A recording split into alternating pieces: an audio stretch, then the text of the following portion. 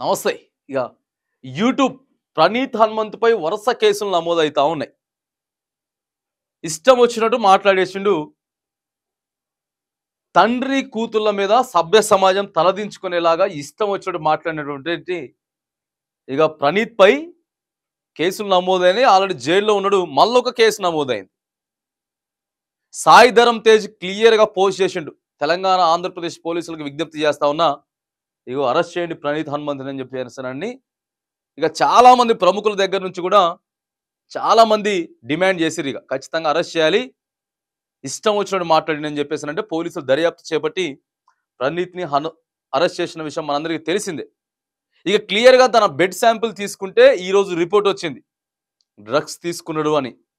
Drugs తీసుకొనే ఇష్టం వచ్చినట్టు మాట్లాడిండు.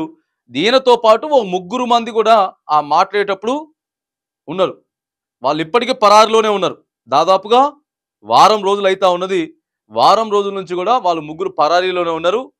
ఈయన మీద ఆల్రెడీ పోక్సో కేసు అయింది. పోక్సో కేసు అయింది, జైల్లో పెట్టింది. కానీ మళ్ళీ డ్రగ్స్ తీసుకున్నందుకు ఏదైతే ఉన్నదో ఆ డ్రగ్స్ కు సంబంధించినటువంటి కేసు కూడా ఈరోజు బుక్ అయింది. 3 రోజులు విచారించబోతా ఉన్నారు. రేపటి నుంచి ఈ ప్రణీతిని 3 రోజులు విచారించబోతా ఉన్నారు.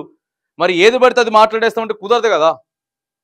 సోషల్ మీడియాలో ఏది పడితే అది చేసేస్తాం, ఏది పడితే అది మాట్లాడేస్తామనంటే చట్టాలు ఊరుకోవు.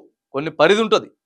ఆ పరిధికి సంబంధించినటువంటి విషయాలనే మాట్లాడాలి, ఆ చట్టానికి లోబడే మాట్లాడాలి. కానీ ఇగో ఈ వ్యక్తి మరి ఇప్పుడు కూడా చెప్తా ఉన్నారు చాలా మంది, ఆ గంజాయి తీసుకోవడం వల్లే తండ్రి కూతులకు సంబంధించి చాలా నీచాతి నీచంగా మాట్లాడినటువంటి ఈ ప్రణీత్ ఆల్రెడీగా వారం రోజుల నుంచి మొత్తం ప్రణీత్దే నడుస్తా ఉన్న చర్చ.